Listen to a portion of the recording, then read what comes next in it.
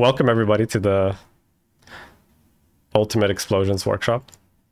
I hope you're going to have fun on this webinar. I'll try to answer as many questions as possible, but I will also show you as many things as possible here. I was literally just working on this before I started the webinar, but I was working on that pressure solve. So this is like a global pressure solve that you get with if you're instancing explosions. And if you saw the behind the scenes that Veta Digital did on the Avengers, they had this as well, this global pressure solve. And the reason why you need something like this is because the explosions that you saw. Okay, so first off, what we're going to be looking at is this scene, this scene here.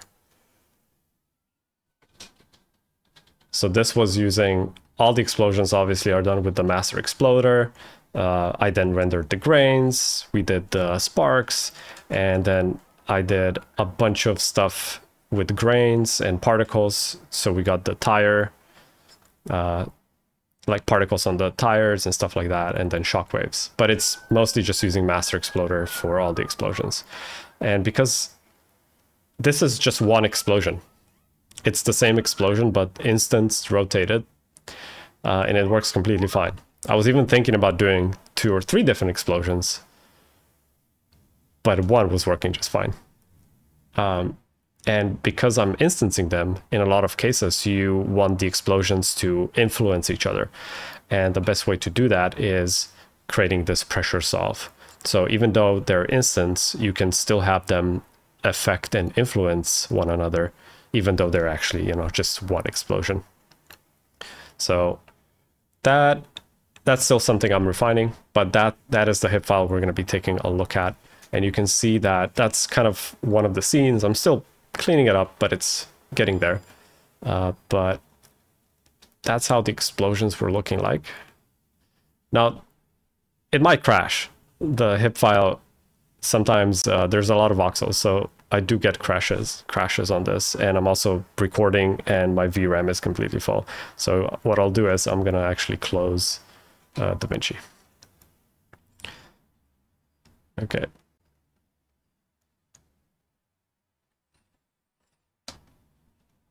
So that's the explosion, and the explosion is actually made out of 4 different elements to make it more interesting, because this would be very hard to simulate in one go. And this comes back to what I'm always talking about is like art directing explosions. So that's using master exploder, of course, to art direct, but also create multiple passes. And you can see how rich this explosion looks like. It has tiny trails, it has big trails, it has the localized shockwave. It's just, this would be very difficult to get in one. And again, if you look at the Avengers breakdown, they also had 5 different elements in their explosions. And I think that's still the best way to do it. But so this is the whole instancing thing, right? And I was instancing in SOPs, and my render was crashing. I could not render this. I have 128 gigs of RAM, and it was crashing hard. Like it just was not working, right? It was not a good time. And then we started optimizing. We're like, well, shit, how do we make this more optimized? So it's like, yep, do a VDB clip, camera frustum. It's the only way. It helped a bit, but there's like 6 explosions or 7 at the same time on the screen, plus all the freaking ground shocks. Look at that. And it's a lot, and it was still crashing. Plus to all the grains. If you put the grains, which is also instanced, right? And then you're like, okay, that's good. But then car effects. Let's see. Car effects also has particles, grains, smoke, freaking everything. RBDs. Where's the smoke? Right? And then it comes to a billion voxels at the end, and it was just crashing hard. And what Julen suggested was to instance everything instead of doing it in SOPs, which is it's a completely valid workflow. You can do it. but to instance everything in Solaris. I'll show you that later, but just so you know, that's how we kind of solve the RAM problem. And then in Solaris, I guess I can quickly show you how it looks like if it doesn't crash. So the instancing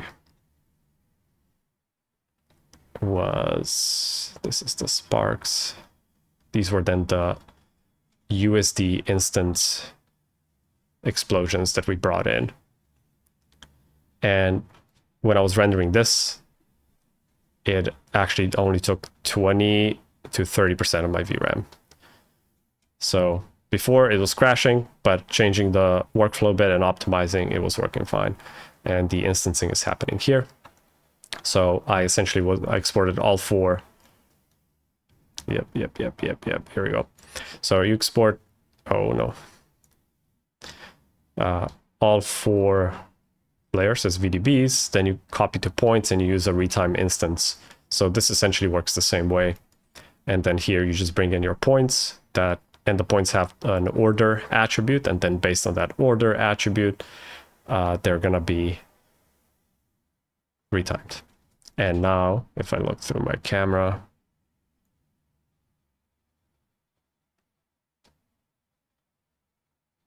they're gonna, essentially it's gonna be one-to-one copy to what I had in SOPs. And this actually saved us. And then from here, I exported everything back to USD, and then you can read it back in all together here as, and then you can create a collection, all volumes, because I was using that later to create masks and mats for exporting for the particles. So that's a quick tangent, but yeah, that's because I know a lot of people don't have 128 gigs of RAM. So yeah, we just, even on my machine, it was just not working, right? And what I was doing before was just like freaking SOP, just like brute force SOP importing, which works to a certain level, but because it came almost to a bit in voxels, it was impossible. So we're trying to optimize everything as much as we can so everybody can render this, you know, and even sim it. So, okay, let me go back to the setup. It's gonna take a while. Yep. Okay, still loading. You can see it's a lot, right? It's a lot of particles. The viewport is chugging like crazy. Now keep in mind, I'm still on Houdini 20. I tried Houdini 20.5 with the Vulkan viewport, and it was much slower. So I just stick to Houdini 20 for now. I think Houdini 20.5 still has some bugs that I'm waiting for them to fix. So, but when I'll be recording this, it's gonna be in 20.5 or whatever version, the latest updated version. Okay, so that's the instancing. And then I did the same for, the grains.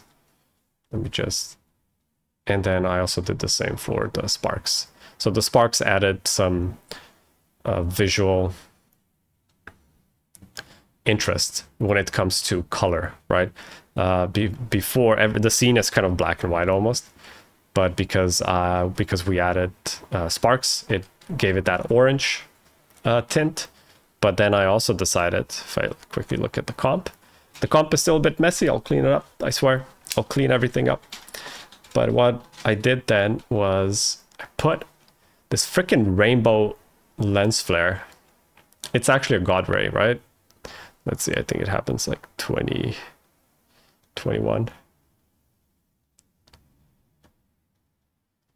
Come on, computer. Oh.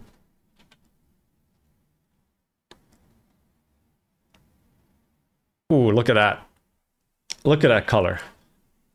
So the whole scene is kind of black and white, right?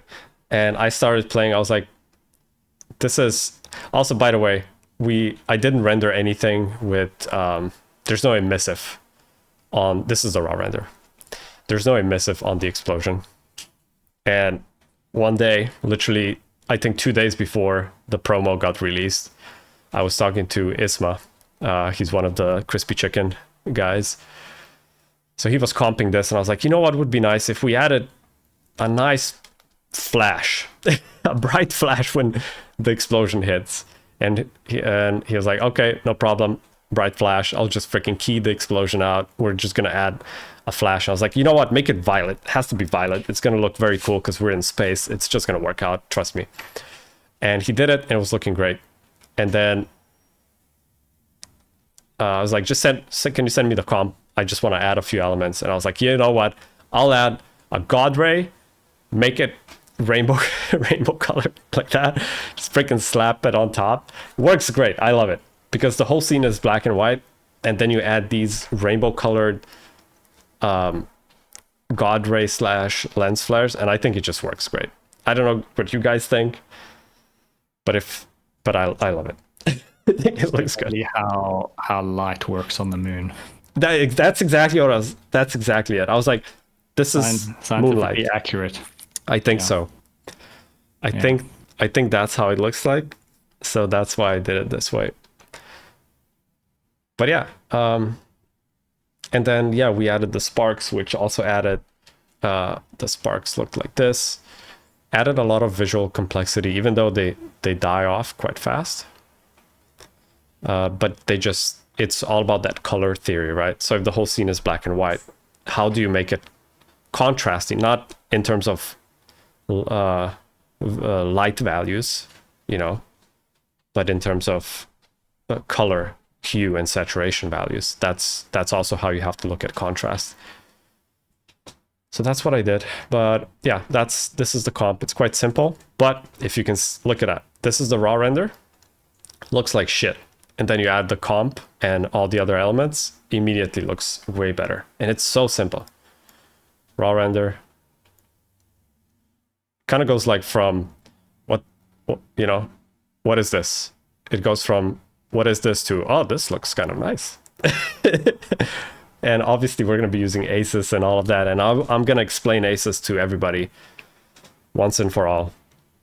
And it's so simple. Like if this is your first time looking at Nuke, you just press S, go to color, put this to OCIO.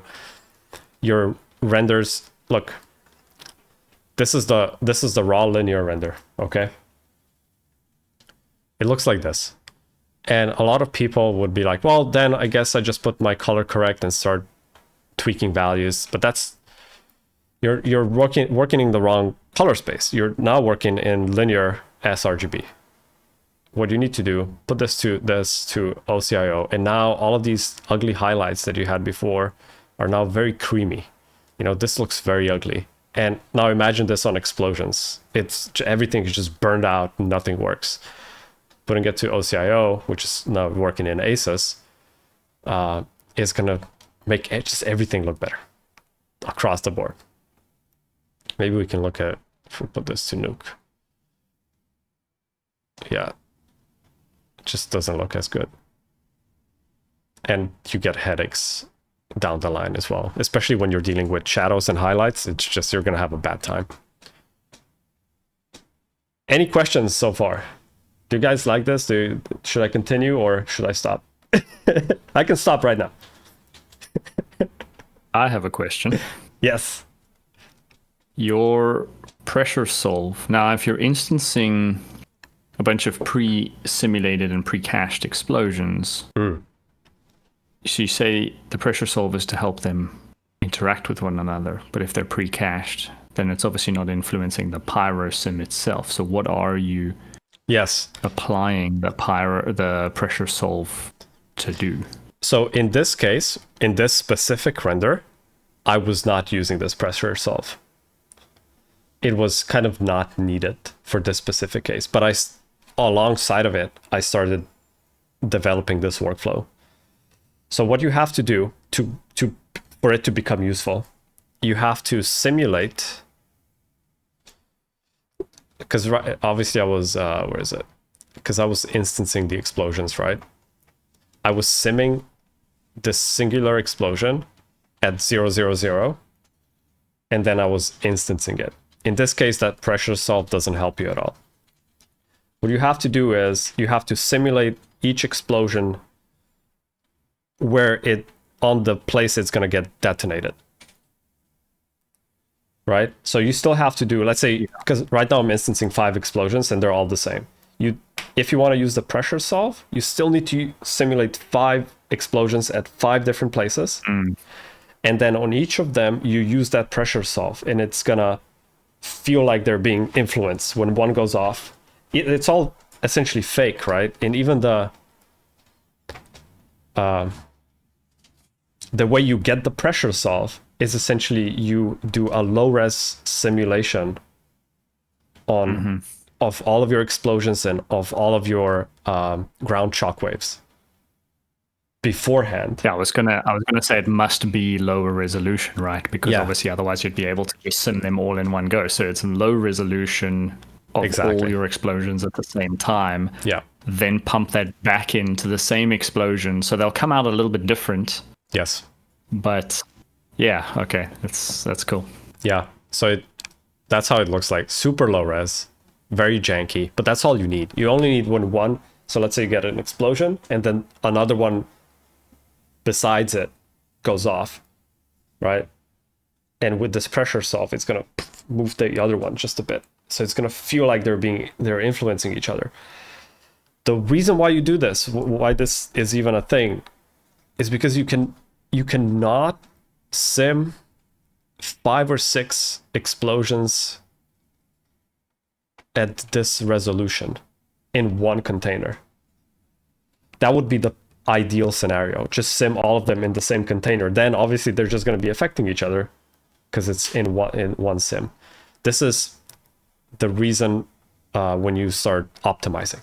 That's why you have to do it this way. And I had to do it this way because even though my computer is pretty good, I still would not be able to sim 6 explosions like this all together. Even this explosion itself is composed out of 4 different elements, right?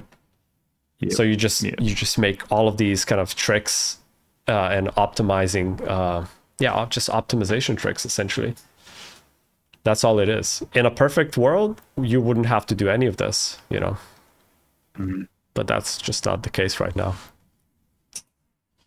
Is the pressure solve driven by the final pyro? So like you're running a whole pyro sim like an individual one and then just using those fields and pumping it in? Or are you doing a low res version of the source and the full sort of like the full pyro? Do you know what I mean? Like, yeah, it's making sense, but it's the sim itself. Yes. It's okay. It's just one. In this case, I was just using one layer of the explosion. So so you have all the shockwaves. Now the shockwaves do need to be simmed on location because the ground is displaced.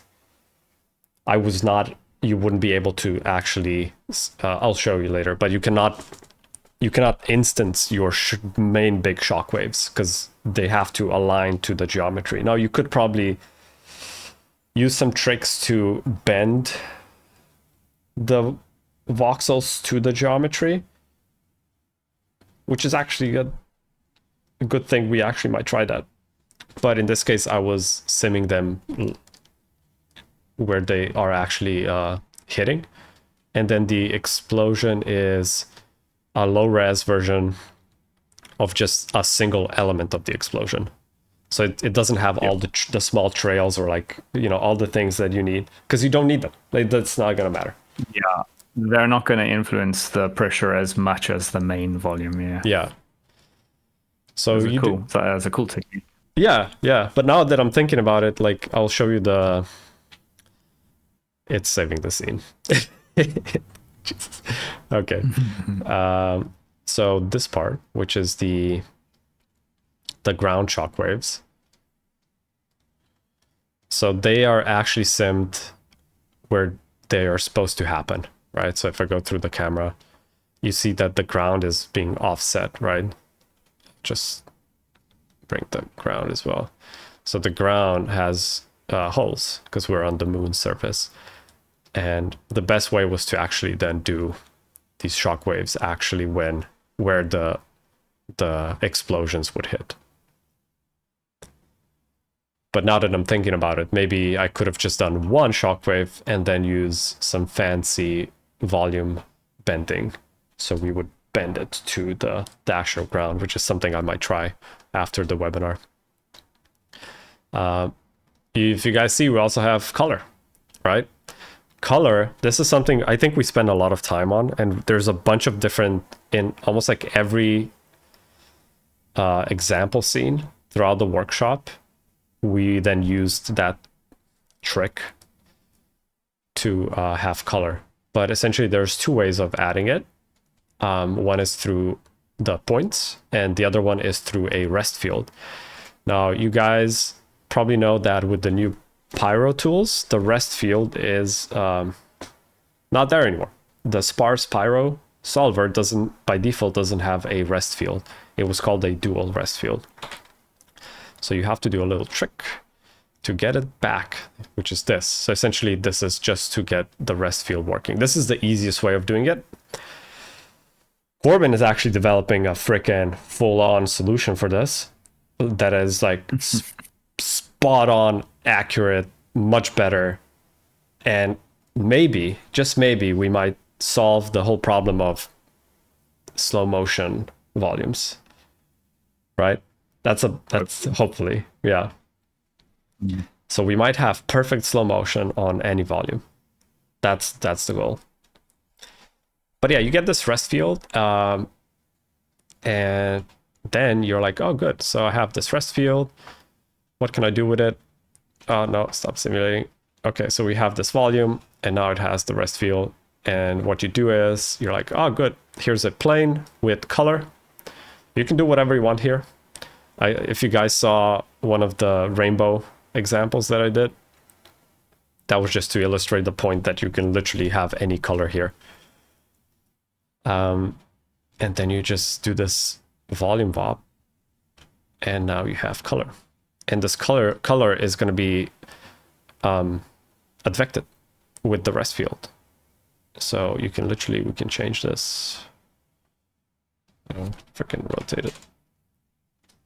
And now we have different color. It's much nicer than having a color field, because the interpolation of color is so, it gets so muddy so quickly. So this is a much better method. There's no way to control it. That was the main issue, right? There was no way to really control color if you sim it. You have some tools, like sharpen, how much blur you want to apply, the advection and stuff like that, but it was always muddy. I was always like, with explosions, like, how do we get that very distinct difference in color? And that was always so hard to get. And this is how you do it. I think I think Corbin's the best workflow. That's how we're gonna be doing it once Corbin finishes that setup. But for now, that's the second best thing we can do. So it's using rest. That's one way. The other way is by, let me see, creating a rest field through particles. So we have this explosion here, the trails, right? Good stuff. It looks like this. So very thin trails. And then we create a rest field.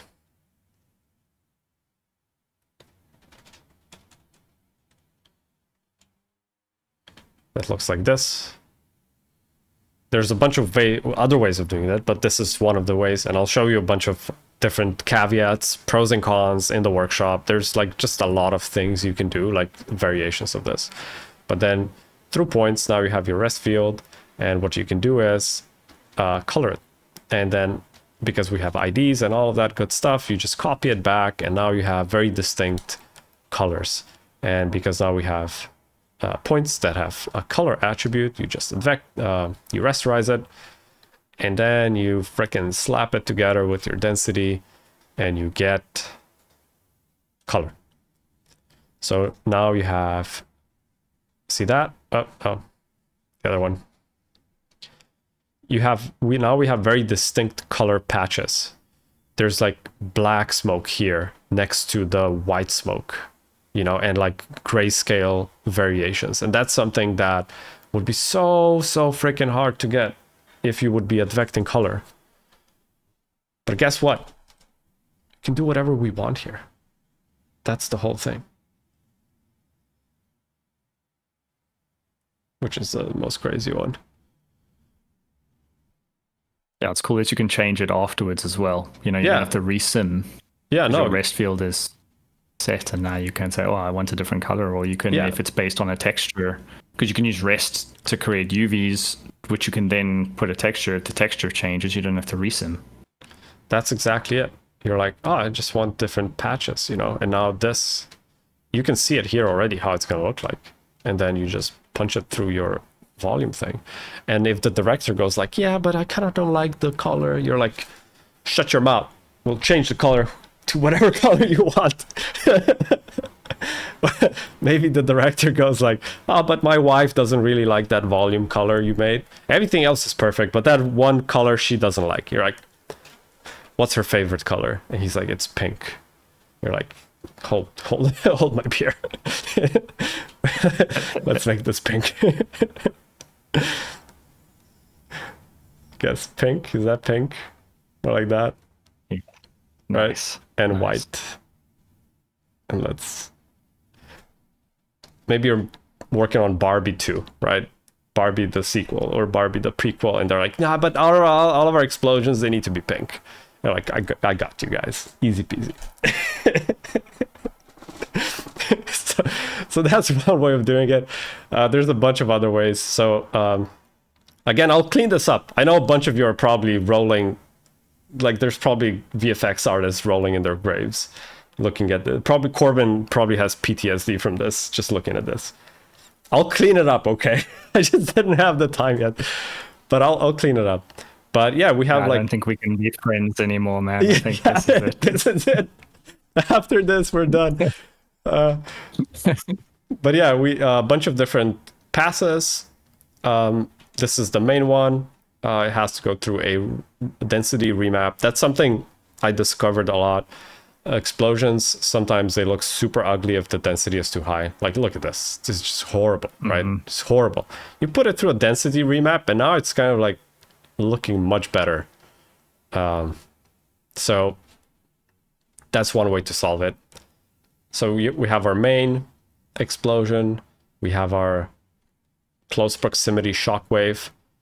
And again, everything goes through the color, through that color workflow. So now you have color, you can change it to whatever you want. Main, big chunks look like this. And then the misty grains, which are the super tiny, more detailed, right? And all of this is using, Master Exploder. That's what I was using. We talked about this before, but essentially we created a tool set for emitters. And I did this emitter and I copied it throughout all the other scenes, did a bunch of small tweaks, and I had a good looking explosion in like an hour. And then if you want variations, it's so easy to do. And we're going to be uploading this toolset very soon to everyone to start playing around with. And we're going to be updating it, adding features to it. So if you have suggestions, if you have feedback, Corbin's going to be adding features because he made it. He made the final tool. Busy fixing some bugs first, but then many features to come. Yeah. And I think later Corbin's also going to do a guest lecture on how to actually make this, right? Like from a tool development standpoint. Yep. Yeah. I know you can open it up. I have seen a question about whether it's black box or not. It's not. You can open it up and see everything that's in there. But if you want all my tricks on how to actually build it, I'm happy to do almost like a TD focused lesson, just so anyone who wants to build it from scratch or at least learn from the tool on how to build other tools, then cool, I'll do it. Yep. And it's not just this, it's like also this one and then the simulation part, which has a bunch of... This one was the beast. This is a difficult tool. Yeah. has a lot of stuff. Yeah. Ava, can you close the window? It's so freaking windy here. Oh, okay, all right. What else? Oh, this was cool. I wanted my grains to rotate. It was just not. It wasn't looking. So grains usually don't rotate. They just go like and then fall down. Like RBDs would rotate, but not grains. It's hard. It's hard to make them rotate, but there are ways to make them rotate in the sim. But I was just like, I just need quick rotations, so I made this grains rotator thing, and it actually it works quite well to a certain degree. Obviously, when they fall down, they're still like, ooh, we're still rotating. You can kill that through an age field and all of that, so it's very easy. But if you look at where is the thing? I don't know if you. This one is so fast. This guy, he's rotating. I'm very proud of that guy. But yeah, rotations add a lot. This as well. This used that color trick. You can see. You can see all the explosions are using that color trick. These ones also had. You can see like white areas and black spots and gray areas, and that's again something that's in a sim like this would just become brown like immediately, and you need that variation, otherwise it just doesn't look right. There's so many simulations that are just gray. It just makes me sad. So hopefully this will fix that. So yeah, you make all of your sims, you instance them, and then you make shockwaves, and shockwaves were, well, shockwaves, the way I made shockwaves was, I think, kind of cool.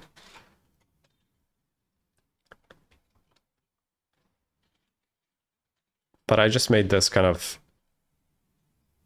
so it creates a area of effect, and then you can also see like it's not fully white at the beginning, so they do, once you rasterize them, they still are, it's still expanding, but these ground shockwaves, you really want them to just be at their full width immediately, so it's just like poof, just goes up, because the ground shakes. That's why you get so that's one way to get the shockwaves. It's just from the ground actually just lifting up, and then the velocity pushes everything to the sides from the explosion.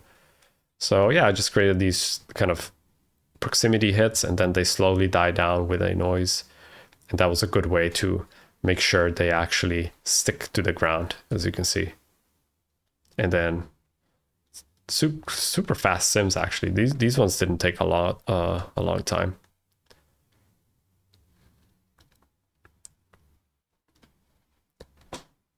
So we look through and it was looking pretty cool, I think. Like the way they were just like, it just goes up, and then there is some velocity pushing it, yeah, from the explosion, and then how the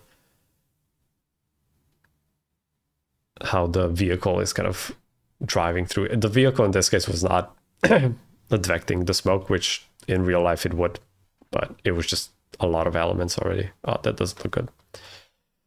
But yeah, you guys get the point. That's how that was done. Yeah, so that's that scene. And then all the car effects, that was a different scene, which is also not clean, and it had a lot of R&D. But it was very fun to do. So you got, where's my car? I think that's my car. No, that's the ground. I lost my car. There we go. So yeah, car, RBDs. These were just like various different passes again of the car effects, which this is how the actual rendered layer looked like. And it has a bunch of layers. It has smoke, it has grains, 2 different layers or 3 different layers of particles, because this would be so hard to get all in one, right? So you have some particles that are kind of falling forward and then getting pushed back. Some of them are closer to the wheel rotating. And then we have the grains that are just like going crazy up. And just essentially they're like small explosions that are exploding behind the wheel. And it's not super realistic, but I just thought it was looking very cool. And this scene just became a bit more stylized, like more anime. But it was just like, I thought it had, when I'm looking at this, it has a good feeling. And that's what I was looking for, like that feeling. Like how does it, when I'm looking at this, how does it feel? And this just felt like very cool. But essentially, yeah, that's like multiple layers of, so we have like, you know, RBD flying around. We have the grains pieces. And all of this is still using that kind of logic from before, using the rest field to get our colors. Hopefully this doesn't crash right now.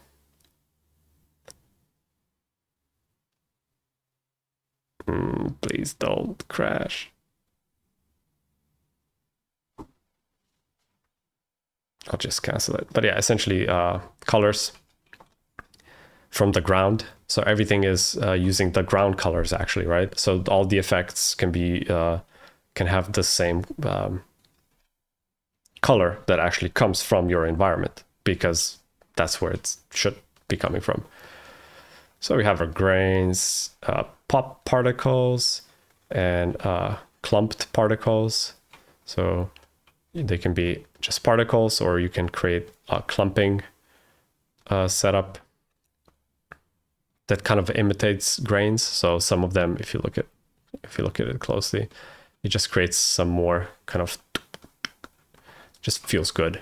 I can maybe preview this one.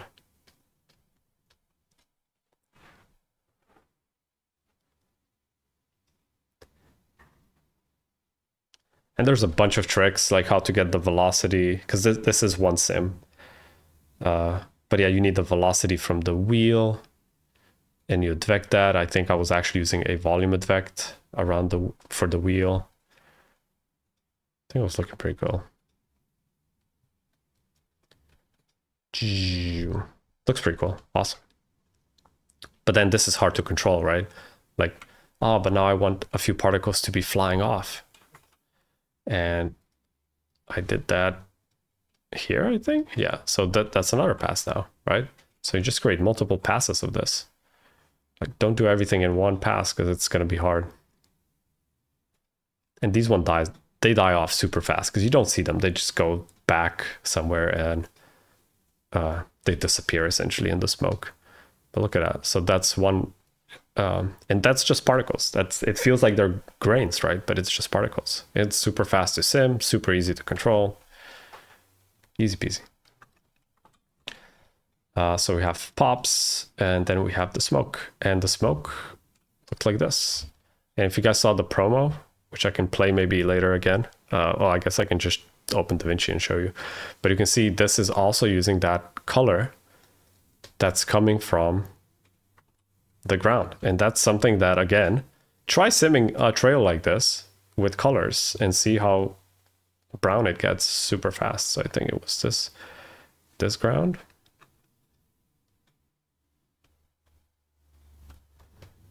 Just gonna turn off specular.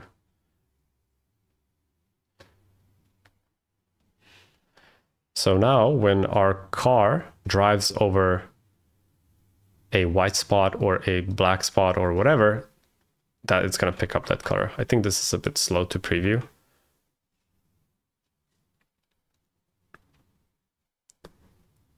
But yeah, it's going to adapt, right? So if they're like, oh yeah, actually we decided we want to change the ground environment entirely, and you're like, oh fuck, I need to resim everything. But now you can be like, well, just keep changing it. Do whatever you want. We can go make as many iterations as you want. But it's not just that. It's not just the iterations that are faster. It looks better. Like it looks so good. It's crunchy. It has very distinct color variation. Look at that.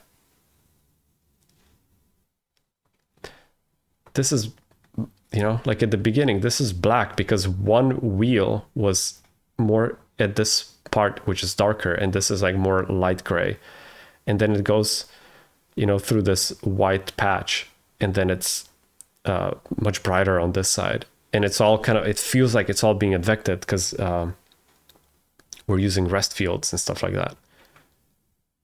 And again, if you guys saw the promo, I did a rainbow color of this. I'm not sure if I have it in this scene, honestly.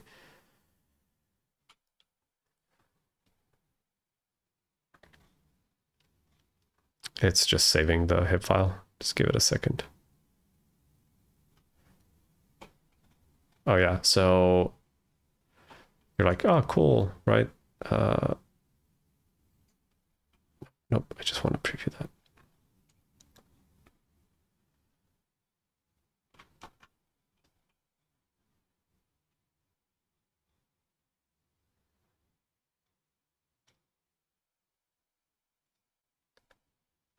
Okay, so we have that. Something else, just while you're previewing that, something else to keep in mind as well, knowing that it's based on rest, there's volume displacement. Like you could even add more detail with actual displacement because you've got a much more stable, like if you don't have rest, then using position is just, you know, your noise is going to be swimming through. So yeah.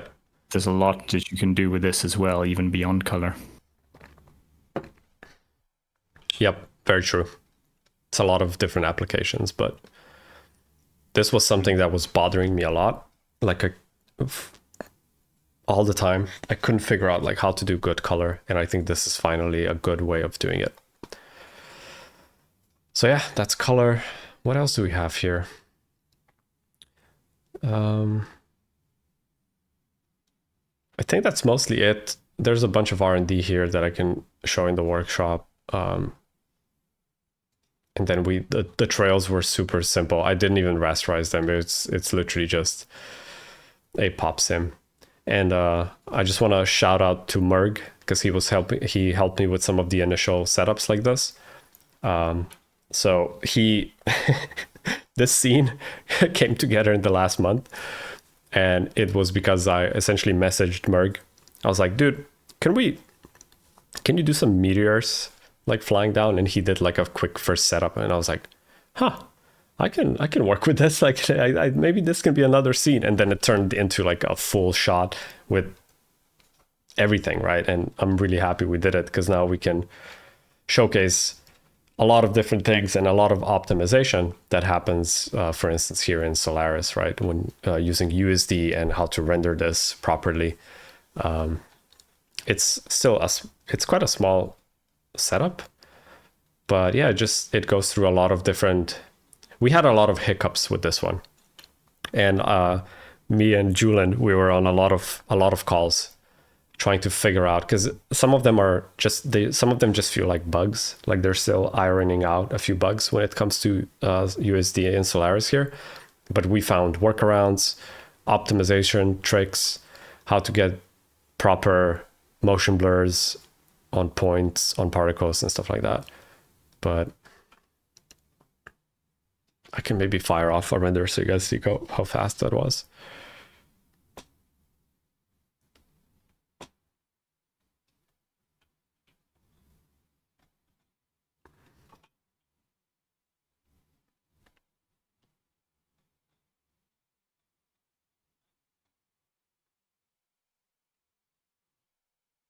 Come on. Once it loads everything in and it starts rendering, it's actually very fast. Like the whole render, everything that I have here, both passes, because I rendered them separately, also for optimization reasons, but also for motion blur reasons, because I couldn't get the particles and this working seamlessly, so we had to render them separately. I think each full sequence took like an hour on XPU, so it's super fast. Once it picks it up, right? And you can see how cool this looks even here. Look at like the color variations on the ground, and it's just awesome, you know.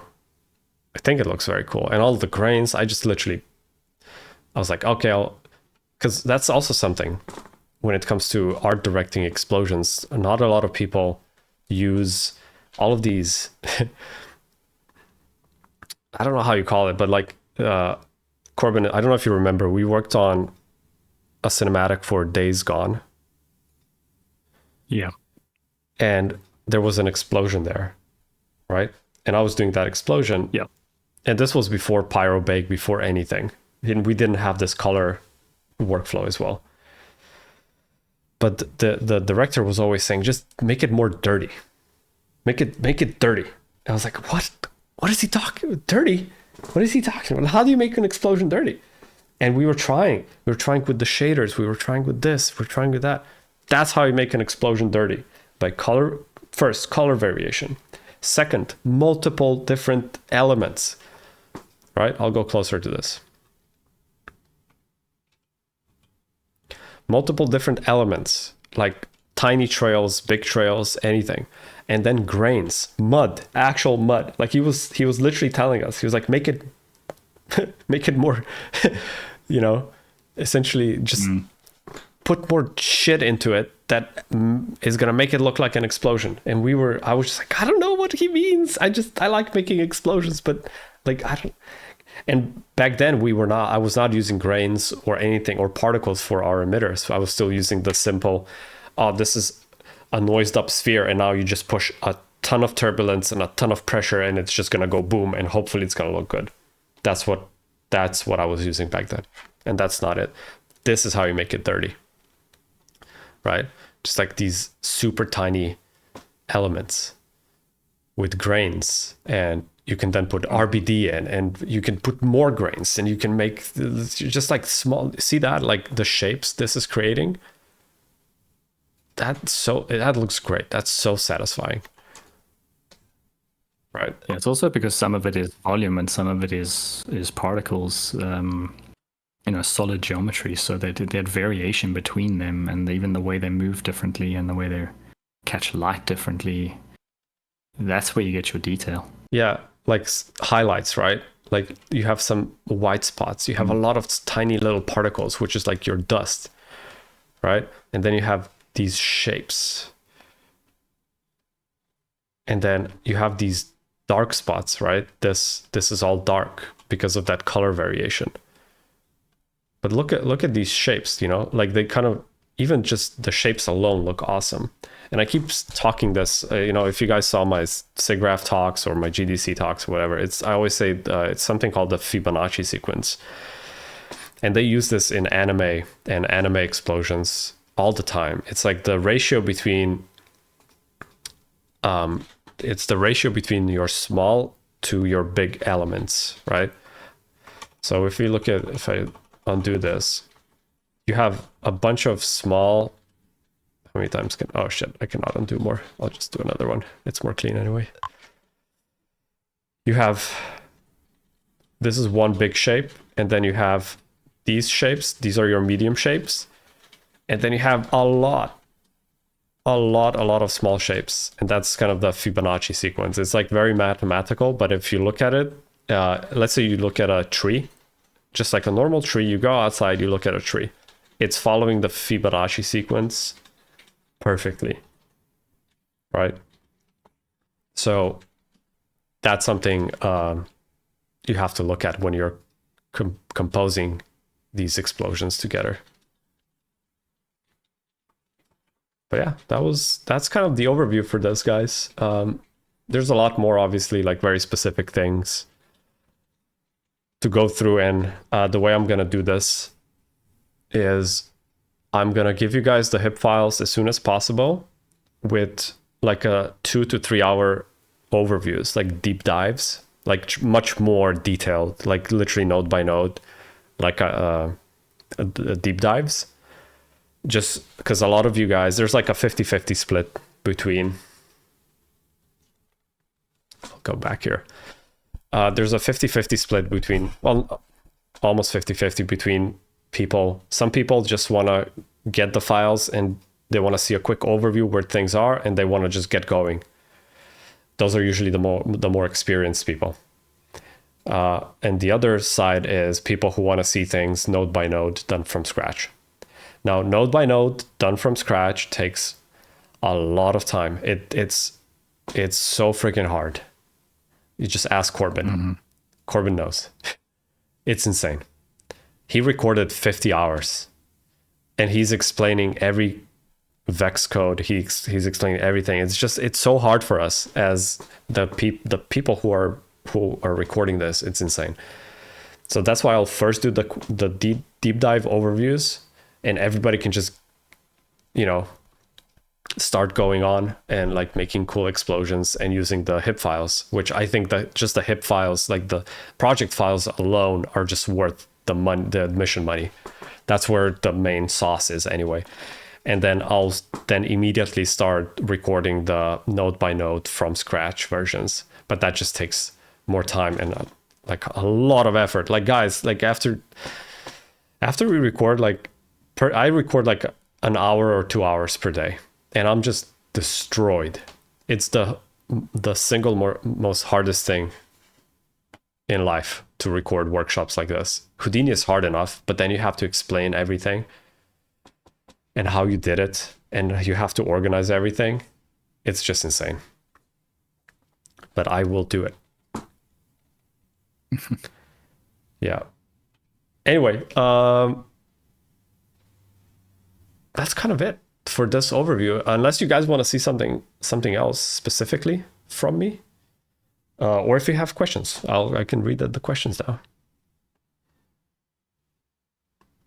Most of the questions I think you have sort of answered in the end there, talking about like whether it's from scratch. That's one of the main questions. Also, just in terms of like the level of complexity.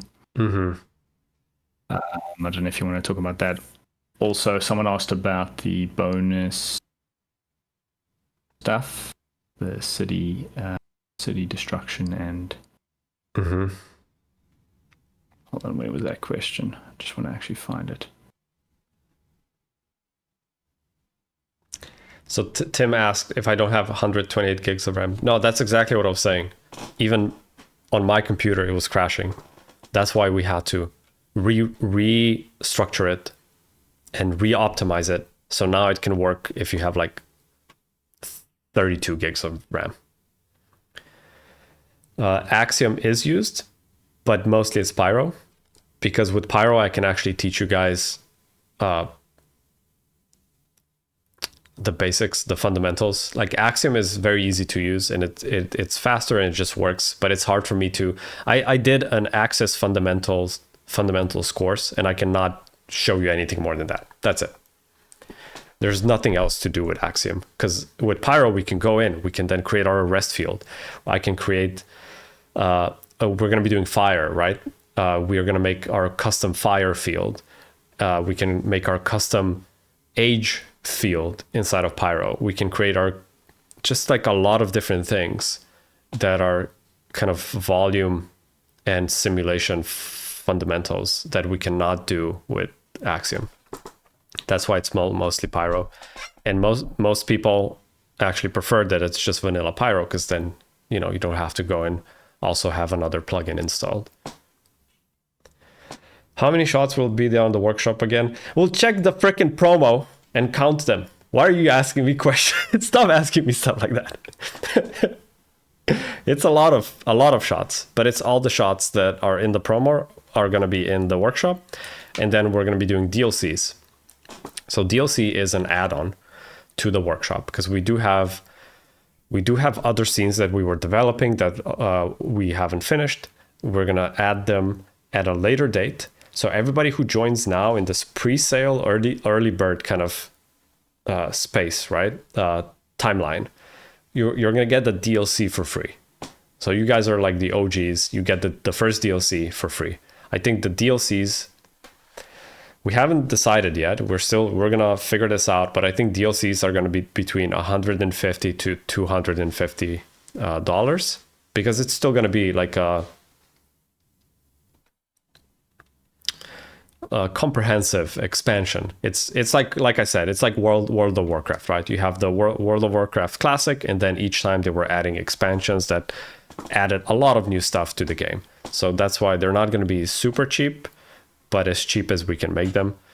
But if you join now, you get the first one for free. Otherwise, it's not going to be included anymore.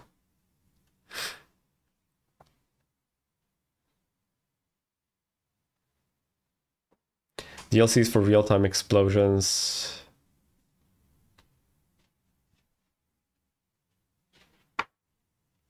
You mean like Ambergen explosions?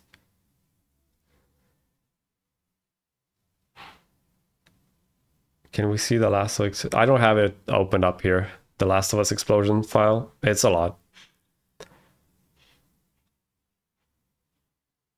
Can we see how to use the detergent? Jesus Christ. We're not going to use Arnold now. But if you want to, it's very similar. Honestly, it's just a render engine. It's very similar. Yeah. The combustion solver. Okay. Combustion. I need to open up. Just give me a second. Need to open up Resolve again.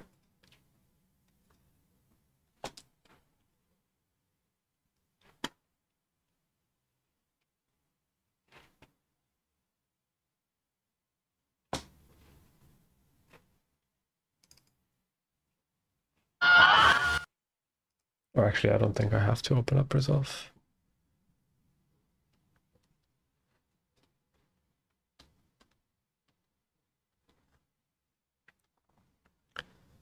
That's that rainbow scene I was talking about. I guess we can just this is a good one as well. All of these creator shots are insane. Like this took a lot of time, and like the compositing for this. You can see like that's how it looks. These are the raw renders, and then compositing just completely saves the whole shot. It's great. This is where I was like just brute force testing if this color field theory works. And it totally does. You can make whatever, you can use whatever color you want, and it's going to be very stable, right?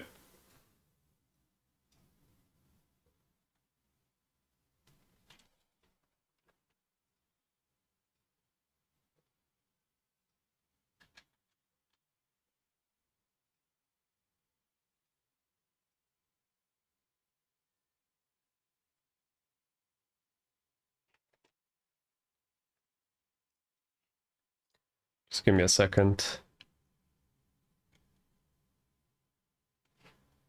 But yeah, the combustion solver, that's something we added in last minute, and you guys will get it. Where is it? Is it not here? But it was done by Jeff and Nick, and they recorded an overview video on it. An overview video, so it's like you'll see.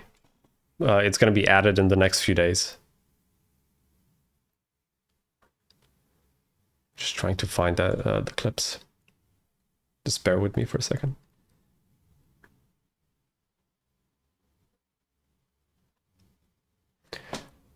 Until when is the pre-sale offer available? I think, Ava, do you know? Mm-hmm. I think like another week, 28th? Yeah.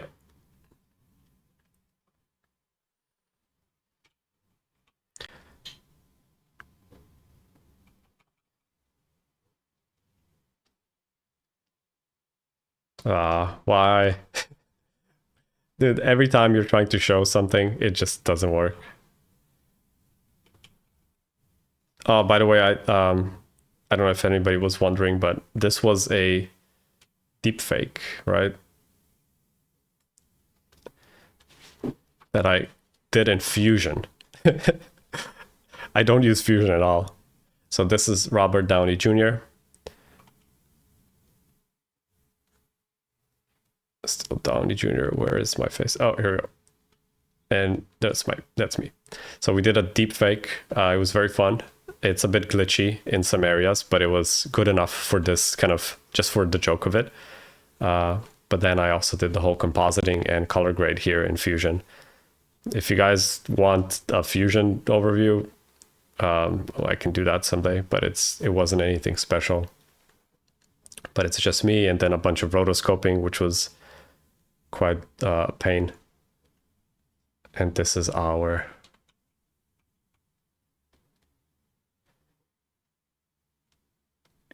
You look too much like him already. So it's sometimes, I think people probably watch it and don't realize. Dude, you know what? That happened before. They were like, why is this clip in your promo? And I'm like, oh no, we recreated the whole thing. They were like, what? Yeah, this is, and it's me. Actually, it was Jordan who's like, Jordan was like, oh, I didn't even catch that it's you. And I was like, no, but we remade this whole scene. And he was like, oh shit, okay. But yeah, this is completely done from, everything is done from scratch. And then essentially just me with my deepfake on top. And then a quick color grade. You can see how it really, I was trying to match it kind of to the movie, but then I added a bit more green to it. But yeah, that's the color grade part. But what I was trying to, the combustion thing, so you guys can see how I edit these promos as well. It can get a bit chaotic. Oh, here, yeah. This is also where we used, where is it? On the nuke. This is how we used, we called it the scatter killer. You know, we have scatter. This explosion actually was just completely bright. Like the scatter was just like all over the place, right? And then I was like, but there must be a better way to control, to get these black spots, because that's how you get the contrast. And a similar workflow to what I was just showing you guys. You can create your own post scatter spots, and it's quite stable. Custom pyro workflow. Yeah, combustion solver. That kind of simulates oxygen and a lot of other stuff. It's actually a bit complex, and I think Jeff and Nick so they're going to record a overview of how to use it. You guys can use it. This one is going to be black boxed just for now. We would love to get your feedback on it, how it is to use. Is it useful? How would it be more useful? And then they will actually record a full tutorial on it. But they were telling me it might be between, might take like, it's going to be around 15 hours, but it's like very advanced, more advanced topics on how to manipulate pyro, everything inside of the pyro solver. Percent of that is defined by your, also stuff like this. These are just like quick, fun examples we are going to be looking at, how to use, in this case, flip, because we're actually using flip and pyro, and they're affecting each other, and you transfer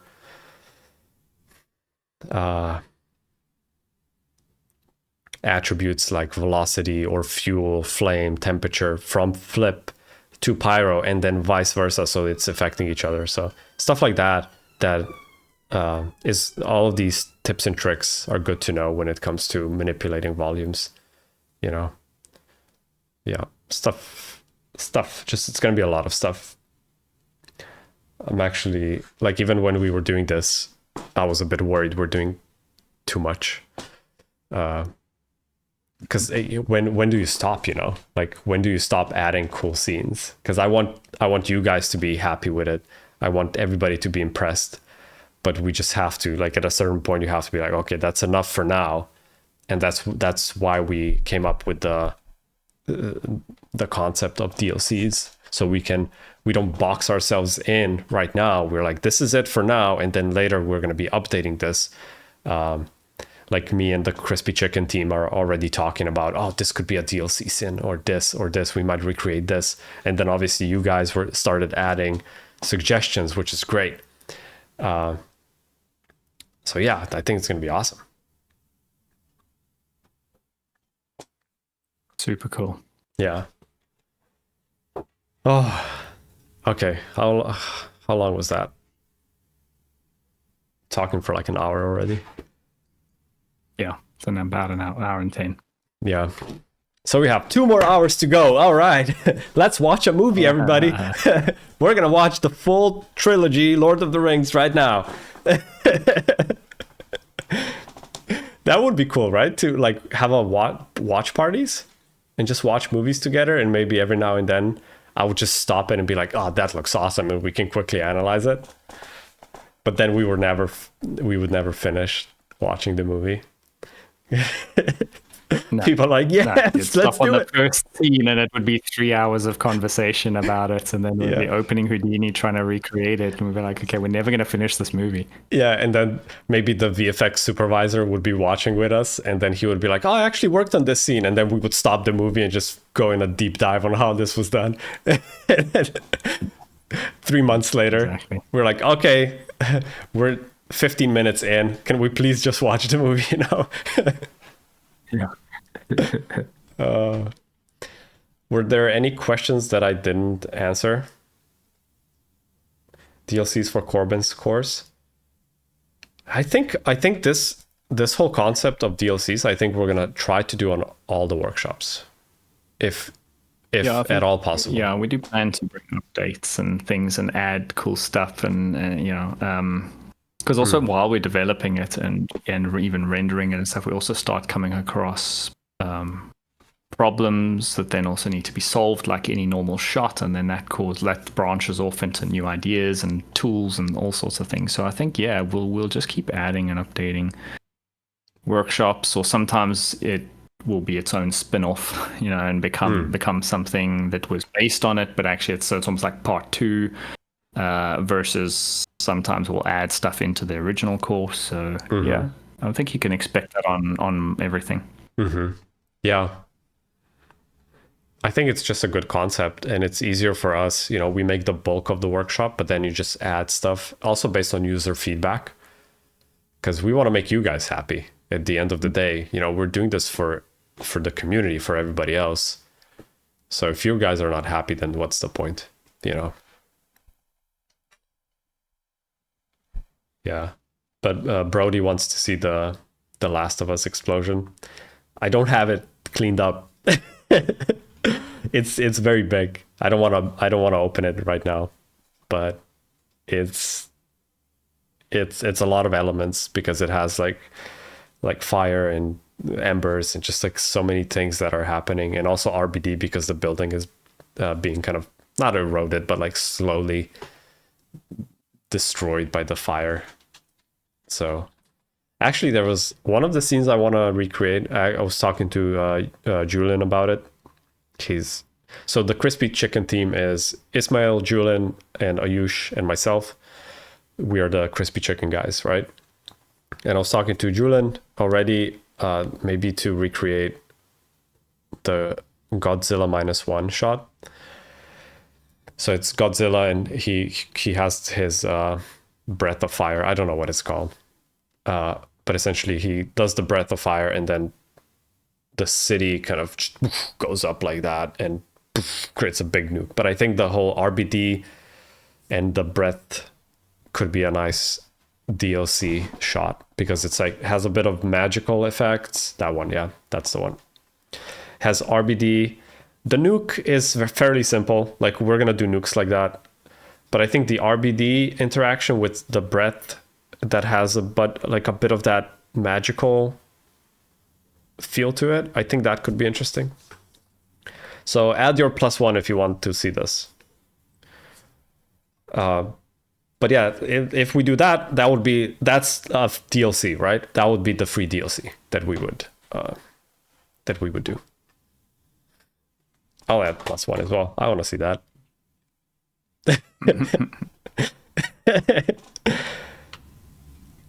So iCats, that's Julen.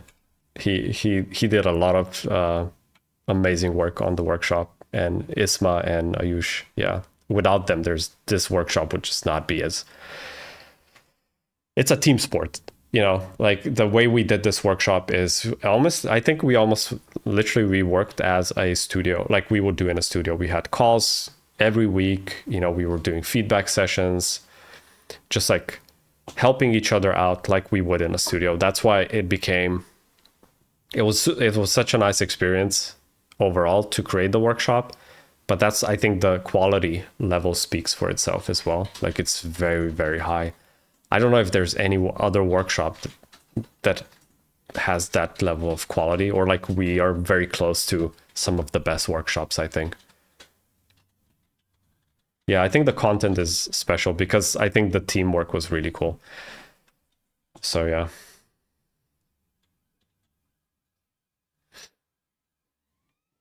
Cool.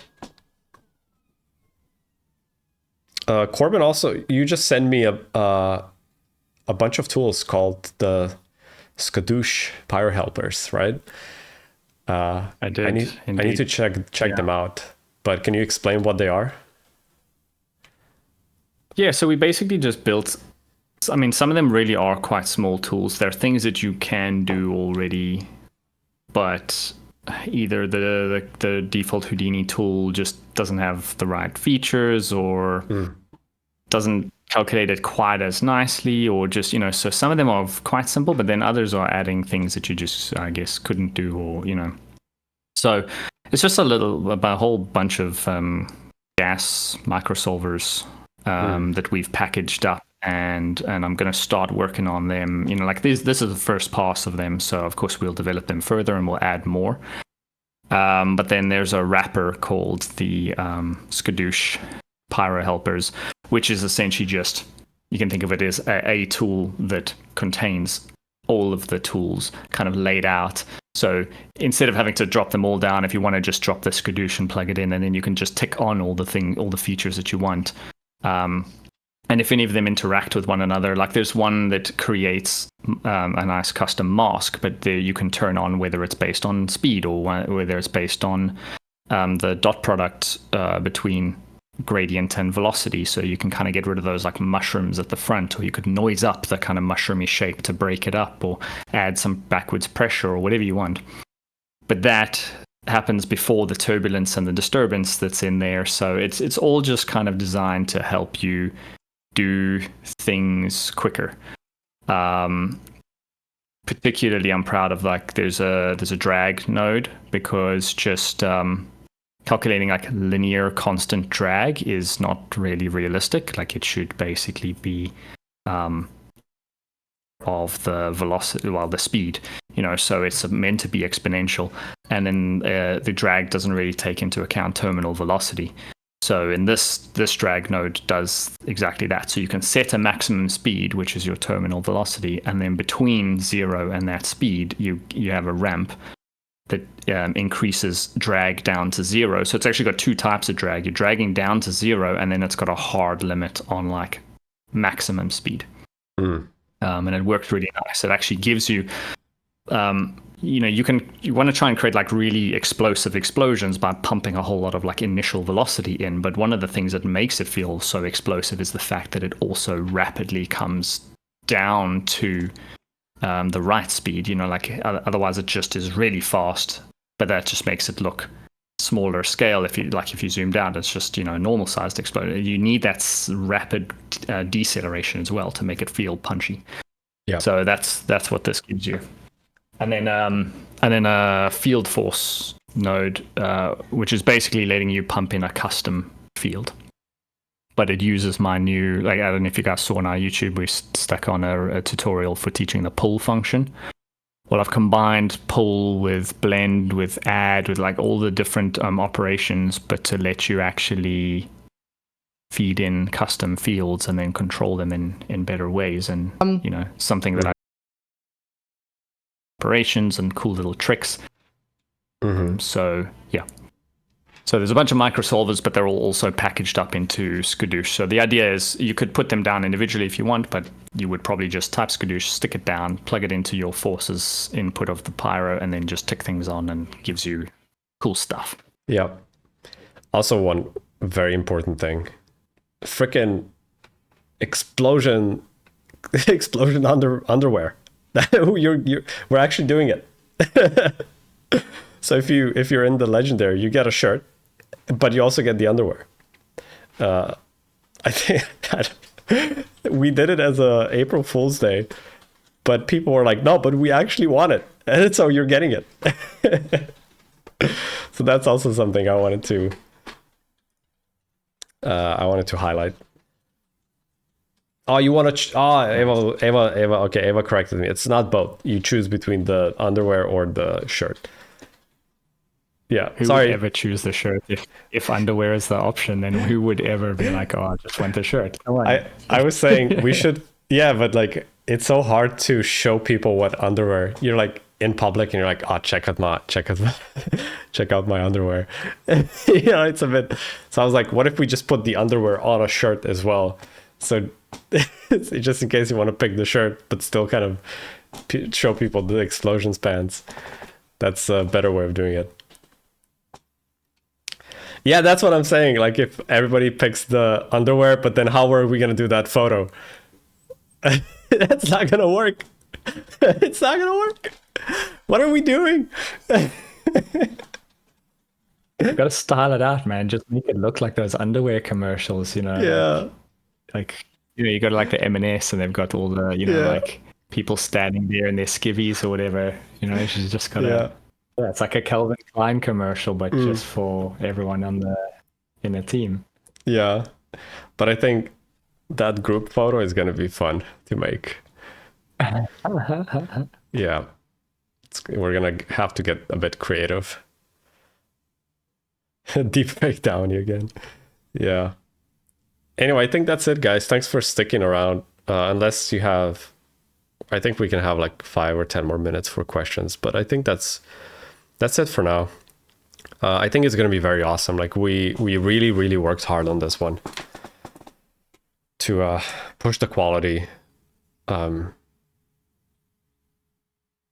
Yeah, as much as we could. But also like we wanted to keep it. There was a lot of questions where people were saying, what are my computer specs? You know, not just here, like in general, people are asking me, oh, am I going to be able to do this on a laptop? Or what is this? What computer specs do I need? And we really tried to optimize things as much as possible because we don't have well, some of the shots we are going to render on grid markets. And if that's all successful and works, we're going to then do tutorials on how to use grid markets for you guys as well. But in most cases, we were just doing this on our local machines. You know, we're not in a studio with a huge farm. We're not ILM where they can put not unlimited, but just a lot of voxels on the farm. So for our sakes, we had to optimize this. But then we were also thinking about everybody else. So it's as optimized as it can be to still achieve this level of quality, you know. So we tried our best.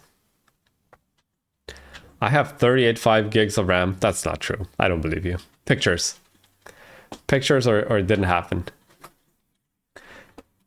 Jeff said how much caffeine was consumed. A lot. God damn. It's a lot of caffeine. Yep. And a lot of caffeine will be consumed to record this. Yeah. A lot of people asking if it's going to be released all at once or spread out into modules. I think when the fall registrations happened, so at the start date, hopefully I'm going to have all the HIP files ready for you with deep dive overviews.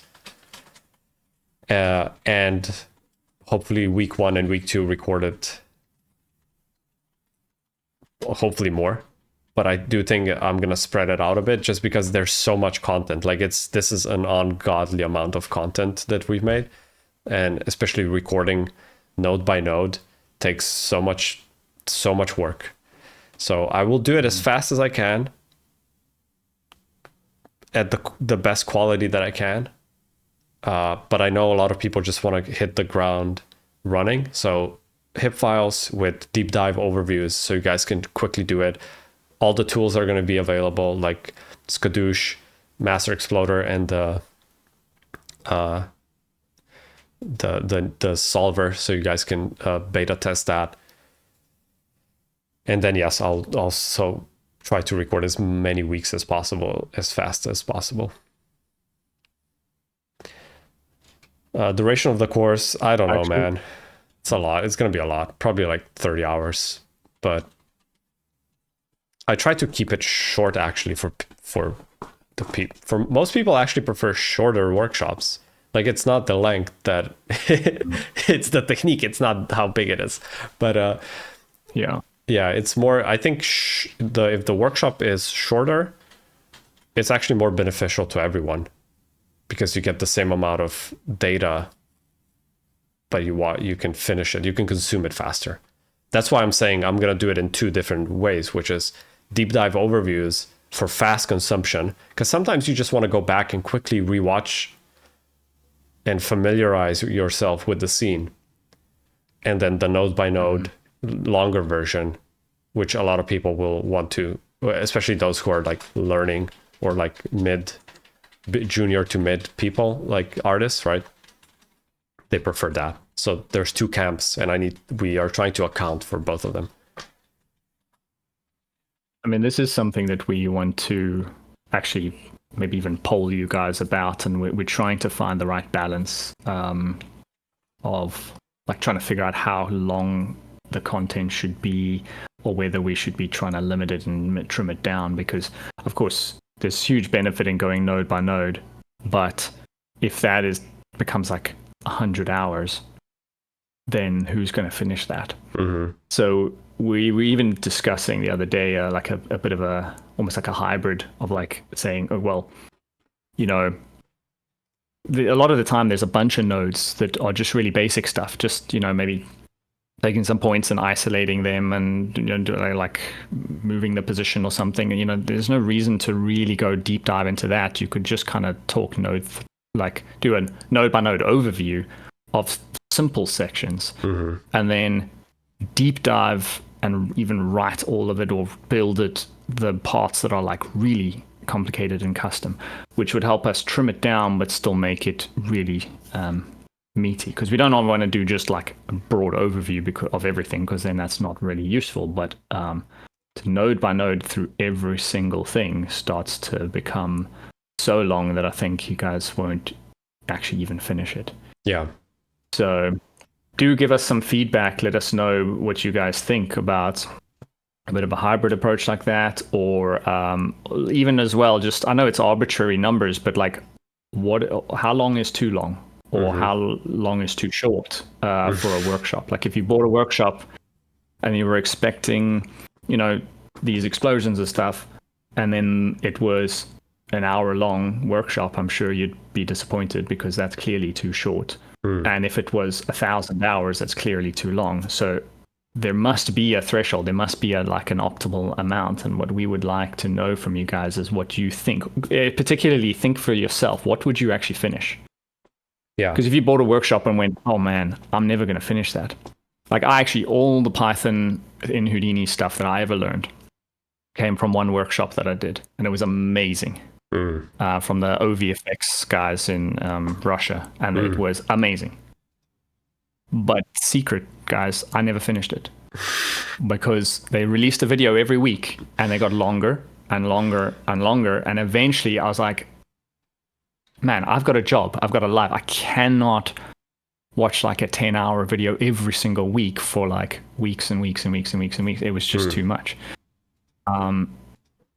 So yeah, it's tricky because we don't want to, it's not like we're trying to like not give you guys enough content, but what we're trying to do is make sure the content is trim enough that you would actually use it and finish it, because there's no point in it where you don't actually finish it. Also, there's another point like to that discussion, which is we want to make more content, you know, more shots. But if it takes us months to record, then we're just stuck recording the content instead of working on new scenes and files and shots. So it's also for us, because it really is extremely hard to record this. Like, I don't know if you guys tried it, but frickin' when I started recording things and you press the button and it starts, you know, it says record, there's a red light, and you're alone with your empty Houdini file, you know, you're like, oh my God, like I was so nervous. I couldn't remember anything. Like, what if I mess up? Do I re-record? Do I just leave it in? Will people laugh at me if I made a stupid small mistake, which happens a lot? I make mistakes, but then sometimes I have to re-record like a few times until I get it perfectly right. And then there's this whole discussion: do I leave the mistakes in, or do I re-record, or do I edit them out later? Like it's a full-time job just recording this. And then there's that's also a conversation, just between me and Corbin that we have a lot, is how much time can we spend recording this before we have to go to let's say, for instance, Corbin had another workshop scheduled, which was the game cinematic effects, right? Game cinematic effects, yeah. Not even started that, because we've still got another. I mean, literally tomorrow I'm going to be finishing recording the last effects video for Bubble Bomb. Yeah. And releasing that last little batch. But then it's going to be, we're still going to do the renders for Disintegration, the renders for Bubble Bomb, and then there's a third effect, and then there's a bonus effect. So it's going to be way more time before we even finish this and then get around to game cinematic effects. So if we can sort of overview the basic bits and deep dive the more complicated bits, and then let's say instead of being 50 hours, it was 30 or 25, then we could move on more quickly to even more cool different things. So yeah. But we want to get your feedback. We want to get a sense of what is good, because if nobody's finishing it, then we obviously that's a unanimous answer, and then we know. Or if everyone's like, no, we need it to be this ridiculous, like node by node crazy length, then fine. But then we need to plan for that. Then we can't release as much content as we'd want. It has to be more of like a deep dive. And my concern was that because sometimes node by node is more of like teaching for let's say beginners. There's like node for node stuff, and a senior would be like, no, I know that stuff, I can understand, just tell me the basic concept and then show me the bits that are more custom. Like that's the bit that I don't understand. So a senior would want something that's maybe 5 to 10 hours, and a junior might want something that's 60. And the thing is, it's like, well, we want to know from you guys kind of like, where are we landing in this spectrum of like, are we going too explicit, like too deep divey on everything, or is it not enough? And Yep, that's exactly it. Because I prefer making stuff as well. I prefer making these shots and cool scenes and rendering. And then even like with this workshop, when we had all the shots rendered, I was like, oh, we're done. I was like, oh no, we're not even halfway through, because now I have to record everything. But I would prefer to start working on the Godzilla shot, because that's more fun. But the recording process is a huge chunk of our jobs now. That's why, it's definitely it's a process we're gonna have to optimize for sure, even just for us, because it does take so much energy to do. But yeah. Are you guys considering a subscription plan in the future? Dude, it's so tricky. I don't know. We talked about it. We see other people doing it.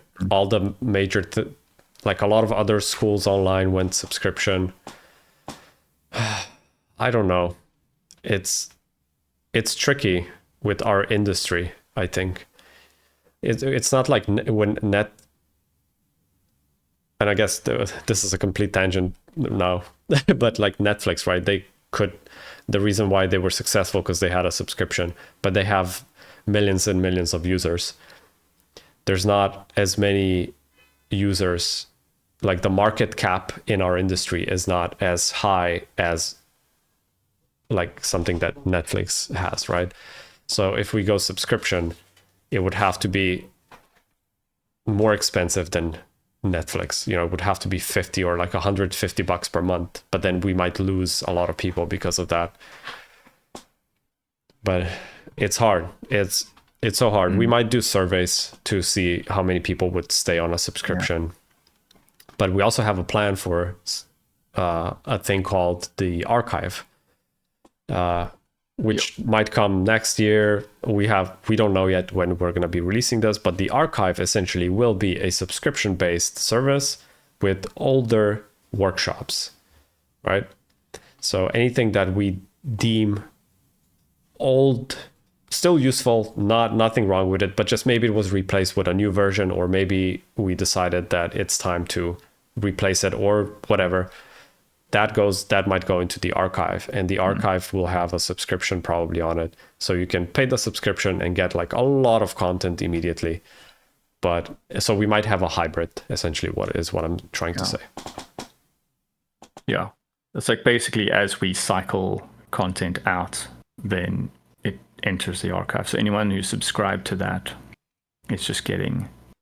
So it's like now, let's say you're doing film effects and you're like, but I can't afford to do the explosion one now because you've already bought that one. And it's like, oh, cool. But if you wait long enough, they'll all end up in the archive, and then you guys will get access to all of it. Yeah. There's a good question from Cookie Monster. We actually got a few questions where people were like, oh, can I just buy the HIP files at a cheaper price? Right? But here's the thing, guys. Why would that have to be cheaper? Right? This is an exchange of value. So to a senior person, just buying... okay, maybe you didn't mean cheaper. Sorry, I was assuming. Because the person who wanted to buy the HIP files said if he can get them for a cheaper price. Sorry, I didn't want to assume. But, and this is something... this is more business talk, I guess, but yeah, the HIP files or anything would just have to be at the same price, essentially, right? Because they're more valuable to a senior person. The HIP files, just because they don't contain the video explanations, it doesn't mean they're less valuable to a studio, for instance. Let's say a studio would be like, oh, we love what you guys did, which probably a lot of studios will buy the workshop just to get the HIP files. Right? But then do we charge more for studios? Do we charge more because a studio bought it and they just want the HIP files? Value is so subjective, right? So that's where it becomes difficult to... Because if we were like, oh, here's another tier, you just get the HIP files, no videos, but it's the same price. People would be so confused, right? They're like, so we're getting less, but you're charging us the same. Or it would be even more confusing if they would only get the HIP files, but it would be more expensive. So it's so subjective and hard.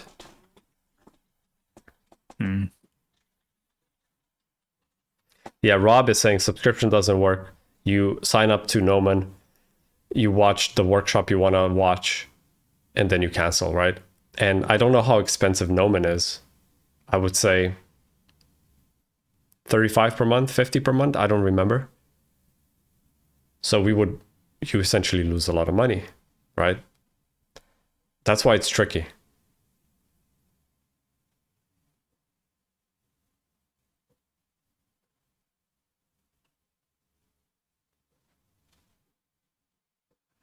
Sub and access apart could work. What do you mean, Jack?